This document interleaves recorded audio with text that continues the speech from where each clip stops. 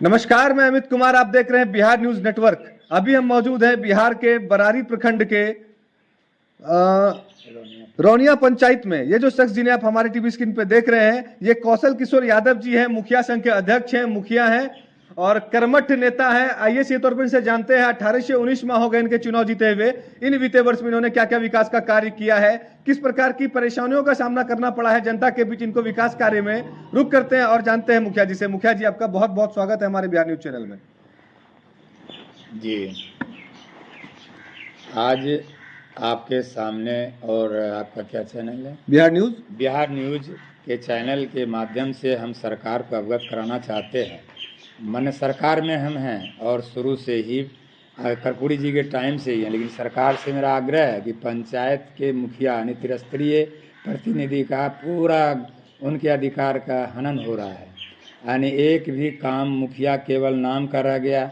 सबसे पहले है कि आज जो पंचायत प्रत्येक पंचायत में लाइट जो लगाया जा रहा है ब्रेडा कंपनी के माध्यम से, यह जो है पंचायत द्वारा पैसा दिया जाएगा, लेकिन वह लाइट इतना घटिया लाइट है, ना तो उसका कोई कीमत समझा जाए 5,000 भी नहीं होगा और ना उसका रोशनी सही है, ना कुछ है। और मुखिया जी आंख मूंद करके मुखिया जी के द्वारा पेमेंट करवाया जाए, यह तो बिल्कुल सरासर यह एक ऊपर से यानी सरकार की दोहरी नीति है ये। ये मुखिया को मुखिया ही रहने दे, मुखौटा न बनाए, क्योंकि पंचायत के प्रधान जी, मुखिया होते हैं। प्रधान मुखिया होते हैं, लेकिन मुखिया के अधिकार का पूरा हनन हो रहा है, अफसरशाही हो रहा है। इसलिए मैं अपने ही सरकार को यह निगाह अपने मुखिया की तरफ नज़र डालने के लिए कहेंगे। दूसरा, सरकार भवन जो पूर्व में मुखिया द्वारा बनाया जा रहा था, आज बहुत सारा मुखिया ऐसा है जो खरीद करके ज़मीन 50 डिसमिल दिया। अनुमान कर लीजिए कितना में उन्होंने भी सोचा कि मेरे रीजन में अपने हाथ से सरकार भवन बन जाए, लेकिन अभी ऐसा पता चल रहा है किसी एजेंसी के द्वारा बनाया जाएगा।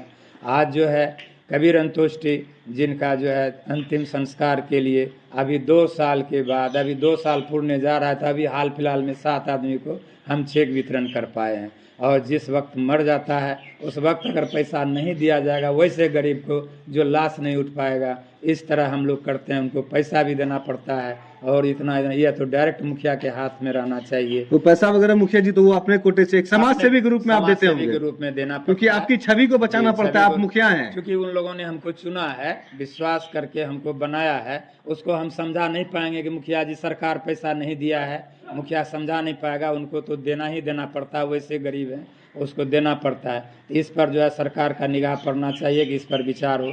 दूसरा है क्या, आज तक जो है कि सरकार ने केवल ग्राम सभा नाम का रख दिया है।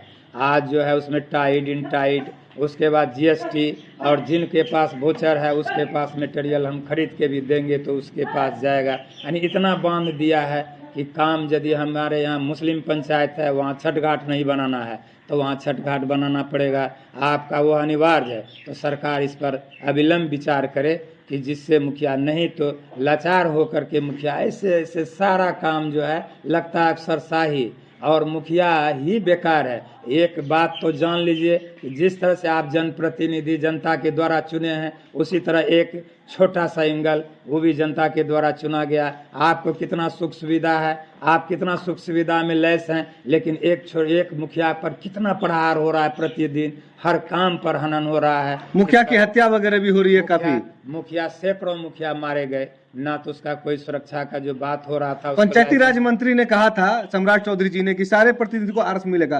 क्या ऐसा कुछ हुआ आप लोगों के साथ?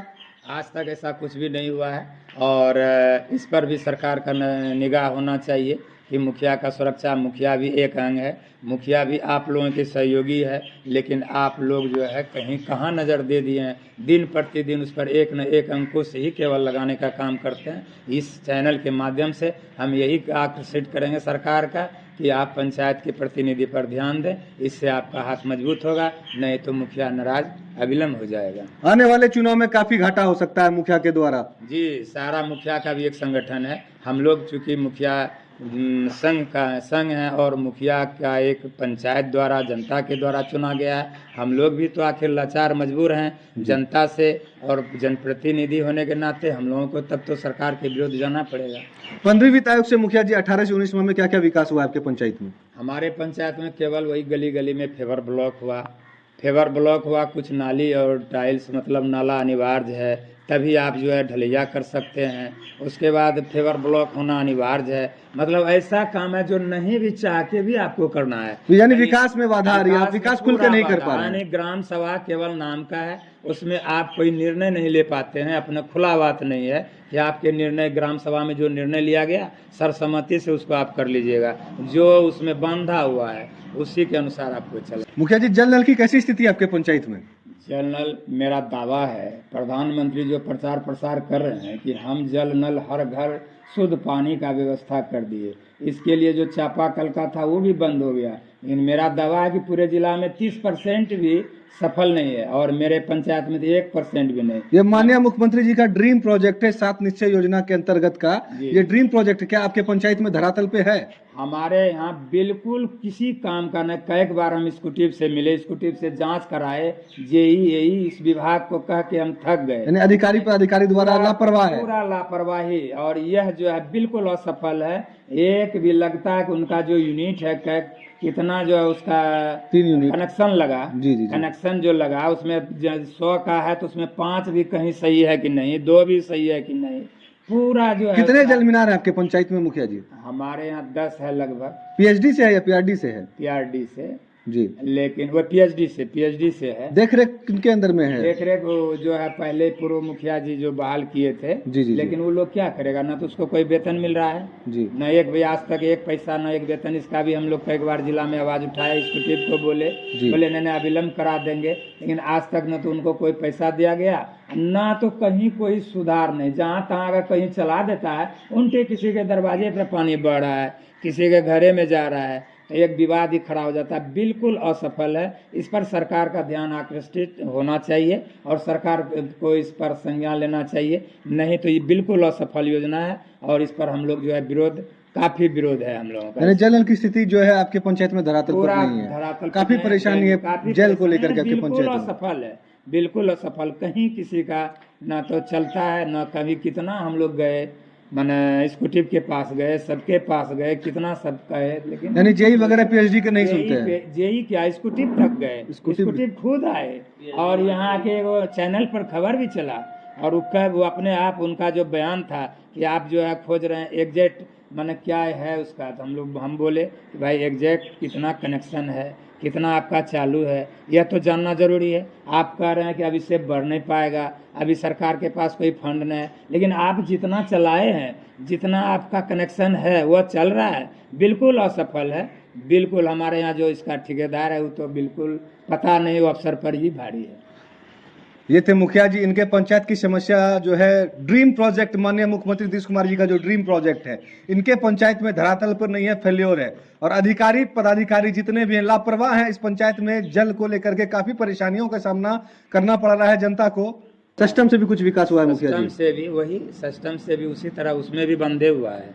सिस्टम से भी वही हुआ है कि कुछ नाले ढलैया और कुछ जो है मीठा तीटा सोलिंग जहाँ तहाँ गड़बड़ था, यही सब हुआ है। मनरेगा से भी कुछ विकास हुआ है? हाँ, मनरेगा से भी हुआ, वृक्षारोपण हुआ है, कुछ सोलिंग भी हुआ है, मिट्टी भराई हुआ है मनरेगा से भी। मूल समस्या क्या है आपके पंचायत में विकास कार्य को लेकर के? जो आपके पंचायत में जब आप घूमते हैं ग्रामीणों के बीच, तो मूल समस्या विकास कार्य को लेकर के क्या आता है आपके पंचायत में? हमारे पंचायत में अभी बहुत सारा रोड है जो कि रौनिया ढाला से लेकर कुड़िया तक लगभग 4 किलोमीटर पूरा खरंजा और जीर्ण शीर्ण में है।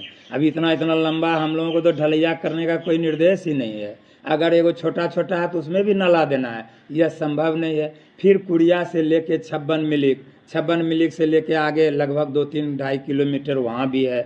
उसके बाद हमारे यहाँ घुसकी में 2-3 किलोमीटर है जहाँ लंबा है। उसके बाद गौरीडी जाने के लिए सुलिस गेट से गौरीडी के लिए लगभग वो भी 3-4 किलोमीटर है। इस तरह से लंबा रोड है। बहुत सारा हमारे यहाँ महादलित और गरीब हमारे यहाँ लगभग 60% है, 70% से कम नहीं। यानी गरीब सबको अभी तक आवास जो है हम लोग एक आवास मात्र पंचायत। प्रधानमंत्री नरेंद्र मोदी जी का कहना हुआ था कि 2024 में आवास क्लियर हो जाएगा, यानी आवास के लिए लोग नहीं तरसेंगे, क्या ऐसा हुआ है? हम तो सरकार को कहेंगे कि आप हमारे बराड़ी और कटिहार जिला बराड़ी प्रखंड में रौनिया पंचायत आ जाएं और हम दिखा देंगे कि हमारे यहाँ गरीब कितना बेघर है और पूरा जर्जर है। जो पूर्व में बना था वो भी कहा था कि जीर्णोद्धार होगा, हम लोग सारा चीज़ दे दी। आज तक गरीब जो है पूरा परेशान हम लोगों को कर रहा है।